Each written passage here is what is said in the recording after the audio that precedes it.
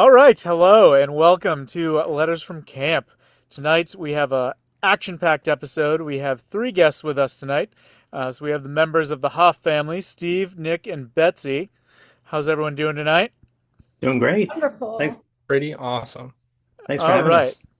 So we always like to get just to kind of start off people's camp story. So what years you were a camper, staff years, areas you've worked in. So why don't we go by age? So Steve, you can kick us off and kind of tell us how you got involved in camp. It has been a long time, actually. Last night I was trying to figure out the dates. I was on the phone with another alumni, Dan Goldberg from Troop One Acton, trying to figure out when we started camp. And as it happens, 1980 was my first year at camp.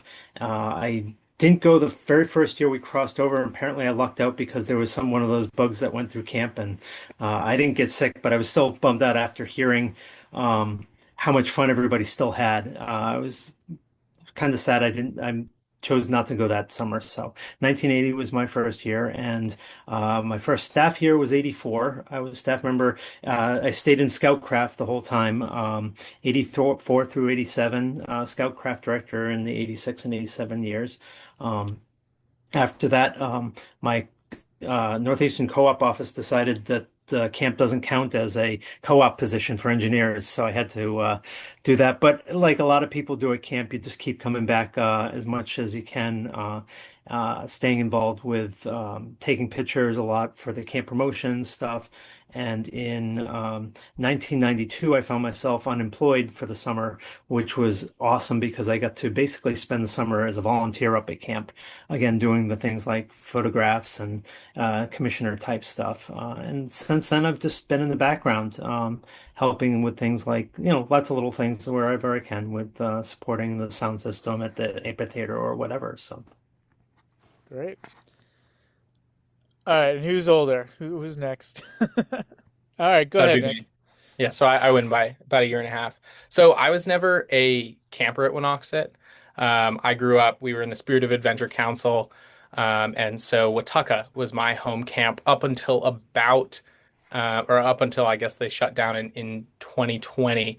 I CIT'd there during summer 2019. Um, but they didn't reopen back in 2021. And so I came to Winoxet. I'd always kind of, like I'm sure Betsy will say as well, maintained a familiarity with camp because we kind of grew up here, even though we didn't grow up here as campers. So I have a lot of memories as like a little kid, even into my early teenage years, of coming and installing the speakers in the amphitheater, or visiting for OA events and work days and work projects and stuff like that. Certainly, my dad's alumni friends, I knew there was a connection there, and so definitely familiar with a lot of those people and their faces. But yeah, some of my earliest memories are tap outs in the main field, and camping at Monadnock State Park. But now this is my sixth year on staff. Been working here since 2021, and I've been with Aquatics every year until this year. Awesome.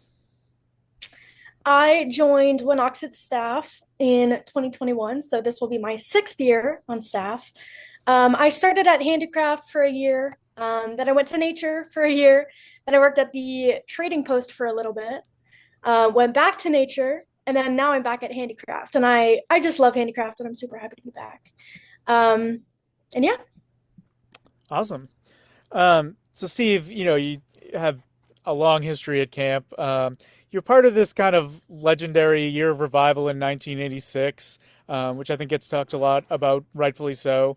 What are some of kind of the biggest changes you've seen over time since, the 80s to now? yeah, and we didn't really think of it as a significant change until later on, right? We were just Mhm. kind of doing what we could, and we really had a good time. But I would say there's besides the facilities getting better, and it's also the quality of the program. The spirit is still there of having fun in the woods and everything, but just to see how the program has the basic things that camp has always done, the quality has improved there, but also adding on new programs as scouting has changed, as new generations come up, adapting to that has just been really awesome. Yeah, absolutely. Uh, and all right, so Betsy, you mentioned handicraft, your love of handicraft. Why do you think that's such an important area of camp? Well, it's one of the areas in camp that isn't so much, not that it's not hands-on, but it's hands-off in a different way than other areas in camp are. And for me, it's always just been a pretty chill place that people can gather. And I really like the social aspect of handicraft. I think in a lot of other areas, like you can't really have a conversation with friends at the climbing tower or really when you're swimming. So it's really fun to just have a spot to kind of sit and look out, obviously, on the pond and the great views and just have a lot of fun. Yeah. It's also kind of a hub of camp in a way. There's always people passing through. You know, if you're going from the waterfront up to the dining hall, you kind of pass through, and pretty social area as well. Absolutely, yeah. All right. So Nick, you mentioned you're going to be the Trek director for this summer. Can you maybe explain to people who don't may not be familiar with that position what that's all about? Yeah, so this is the first summer in a little bit that we're bringing back this position. So we're kind of making it up as we go. Essentially, I'll be functioning as a senior member of the adventure team. So I'll be working with Cope and with climbing. So early this summer, I'm going to go to National Camp School for climbing and rappelling. And really, this will kind of let me do all sorts of different things. A lot of this will be centered on maybe an older scout program, but those um, I'd call them like rare, maybe more adventurous activities that we can do at camp. So some of those things might be off-site climbing and rappelling. Um, I am a mountain biker myself, so I'm hoping to revive our mountain biking program. Um, I'll be leading sunset summits, and maybe some longer hiking trips for older scouts. We're going to take out boats, definitely the war canoe. Um, and yeah, just kind of all sorts of other stuff. I'm excited too. I'm going to offer one adult program. We're going to get out a coffee barge every Friday morning during the mile swim. When scouts swim the mile, all of the program will generally be centered towards the campers, of course, but they'll get a lovely morning sipping their coffee on the Thorndike as they guard the swimmers going out to Seiji and coming back. So I'm really excited for that. That's awesome. That's Yeah. yeah, that's great. You got to take care of the adult leaders too. You know, they're a big part of what makes camps work. Yeah, and Uh, coffee's a good way to do that. Absolutely. That sounds really cool. You know, in the past we've had, I believe when I was on staff, we called it the Voyager program, when they would run kind of treks outside of camp. Kev Murray did it when I was, you know, on staff, and it's really cool to be able to do stuff like the offsite climbing and just give those kind of older scout experiences. I think we have a higher retention of older scouts, so it's awesome to be able to offer those opportunities for them to keep them coming back too, Yeah, which is for great. sure. All right, so Steve, you have somewhat of a unique hobby, and it seems that you've gotten your children into as well. So, for those who don't know, Steve is an avid skydiver. So, how did you get into that? And kind of, can you speak a little bit about that hobby of yours? There is ties to camp with that actually, couple of them because the high adventure programs that Scouting offers, I think, is what really has drawn me into some of the high adventure type, like the rock climbing and things like that. As a kid, I really gravitated towards that things. So earlier on, something that Quantipen Lodge did, our previous Order of the Arrow Lodge had, is we had a bunch of us, we went out and got scuba dive certified. We had the Quantipen dive team, and that was kind of the gateway. We had John Mayo, Mark Smith, Ken Williams, and other people. Well, we were all scuba diving, and then the next progression to that was a couple of us decided to try skydiving, and it's just gone from there. And I will say that, as we do outside activities outside of scouting, it really helps us become better balanced, better scouters too. I'm a better scouter for skydiving and a better skydiver because of scouting. So And how many jumps have you made approximately? Do you have a uh, tally? about it's over 1,400. I got to update my logbook before the new season starts. Wow. 30 years. And Nick and Betsy, you've both been yourselves? Yes. And what was that like? It was so cool. I actually got to go first, which was cool as the younger one. Kind of bragging rights. But it was really cool. Kind of like the tunnel in a way, but also not. Yeah, Yeah. we grew up both um, in the indoor wind tunnel. Um, And so it was both extremely familiar and it felt like something I had definitely grown up around my whole life, but totally different, just actually being the one jumping out of the plane. And I'm sure we'll both do it again. That's awesome. I've done it once when I turned 30. Um, and the only thing was my hips really hurt, Yeah. from the position you were in. But other than Yeah. that, it was great. It was awesome. I believe we were up in Maine when we jumped. But yeah, And that's the thing. Scouting really, it helps us as young people, and as we become young adults, we're learning to take chances and try new things, go outside of our comfort zone. And I think camp has been a tremendous part of that.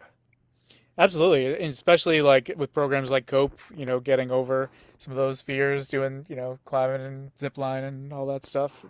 Yeah, Yep. it's great. All right, let's move to our lightning round. So we'll just do the same order. So we'll go Steve, Nick, Betsy. But what is your favorite camp song? I'm gonna go with the green grass grew all around, all around.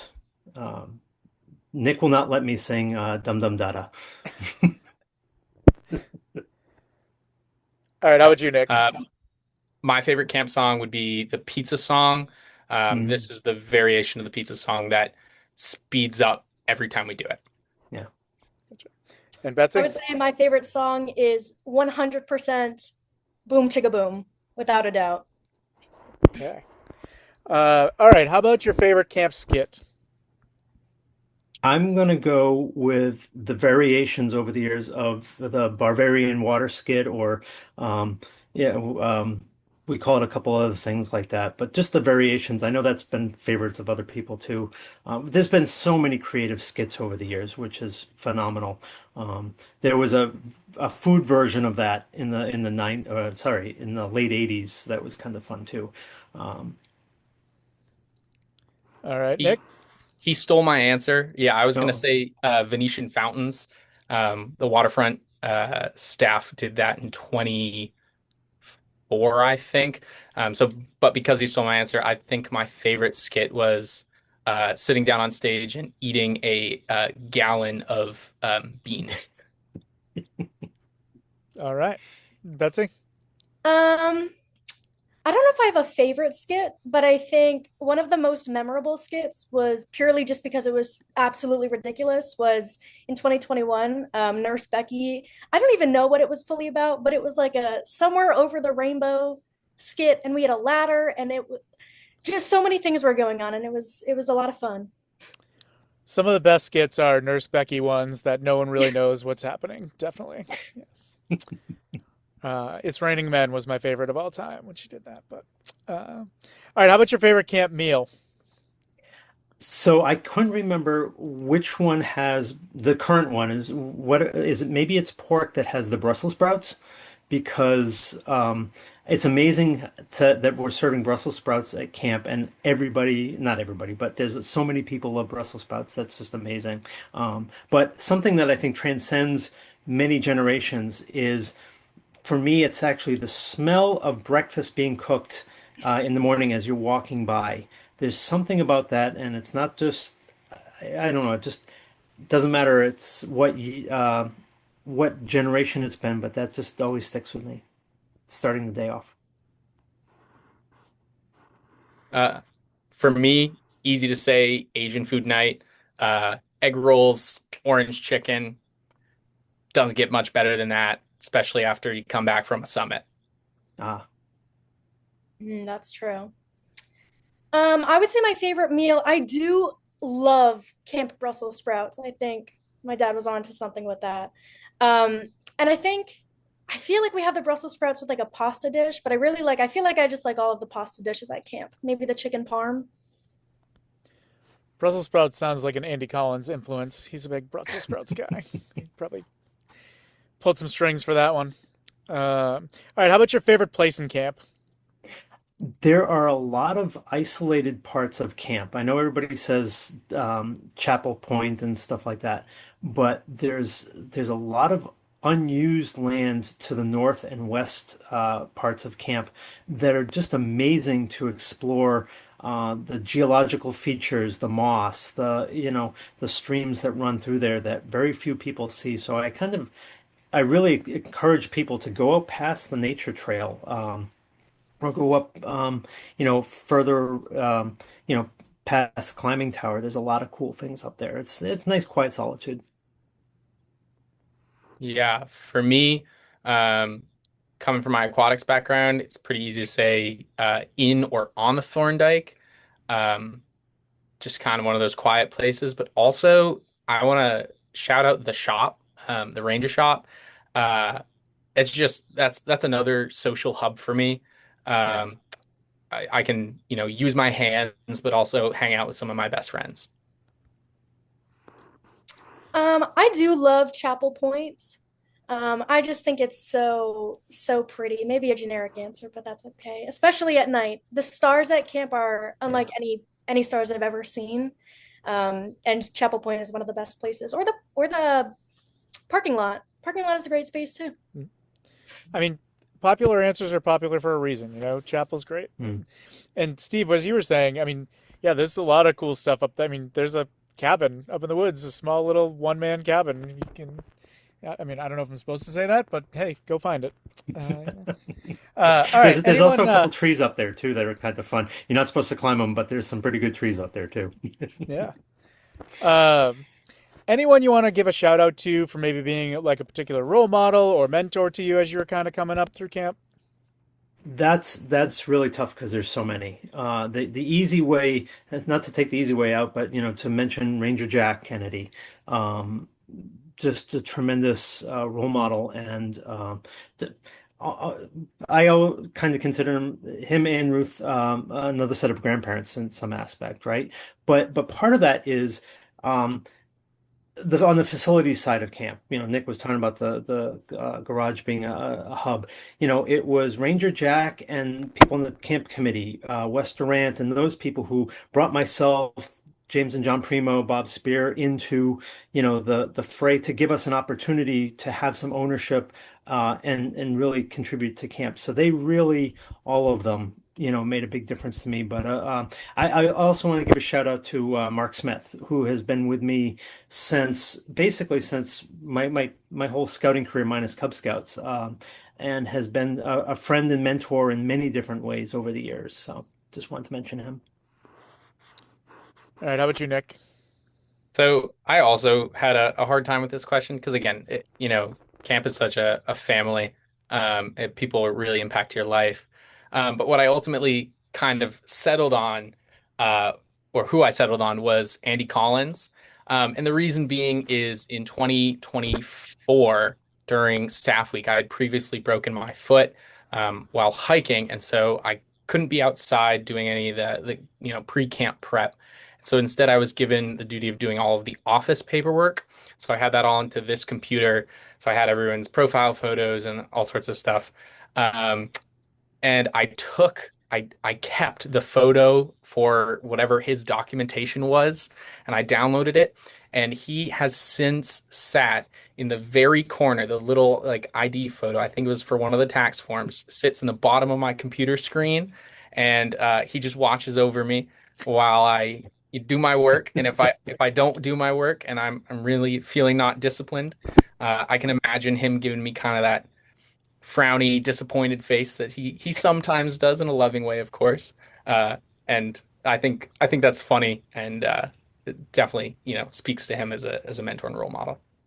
That's great. I have a couple people I want to shout out. First, I want to shout out Anderson Delaire. I coming into camp, I originally didn't used to be as like outgoing as I am now. And I feel like Anderson had a huge part in that. And he's always encouraged me to be extra loud and take up a lot of space at camp and have just so much fun. But I also want to shout out Simone, Steph, and Stella, who were the senior staff women my first year at camp. And coming into a new environment, especially when it was like, it wasn't the first year that girls were allowed into scouts at camp. But first year coming back from COVID and everything. And so new adjustment, and they were just awesome. Great. Um, so, Steve, you mentioned Mark Smith and you mentioned Mayo beforehand. Both of them have so far refused to be interviewed. So, make sure we try to peer pressure them into getting on here because I think both of them would be fantastic guests who have a lot of stories. But So fun story about Mayo is there is a since I did all the photography and stuff like that. There's the Hoff Mayo Treaty of 1990, and that of you can only take certain pictures of Mayo in certain ways, and there's agreements, and that agreement changes over time, but we always refer to it as the Hoff Mayo Treaty. Um, it's awesome just working with John. yeah. Any kind of final closing thoughts anyone has? I'd like to kind of open it up if there's anything you feel like we missed or anything you wanted to add. I'll just say something quick as far as I realized something a couple weeks ago where it reminded me the impact that camp has on all of us. I was I was on an email of a pack, or excuse me, a troop that was looking for some Patriots Day information, and the scouter replied back, "Hey, are you the Steve Hoff that was on staff in 1986?" And it's like, and he mentioned us and different names, and you just don't know who you're going to have an impact on. And I think then, we've all benefited from camp, so I just remind myself how fortunate we are to be part of this. Yeah, absolutely. All right. Well, thank you very much, all of you, for your time and for sharing your stories here. For our viewers, we do have some information coming on some alumni events over the summer, so make sure you stay tuned to our socials for all those announcements that'll be dropping soon. But make sure you tune in to this and all of our episodes. Like and subscribe as you're supposed to do. And we'll see you next time on Letters from Camp. Thank you, everyone. Thank you. Thank you. Thanks for having us.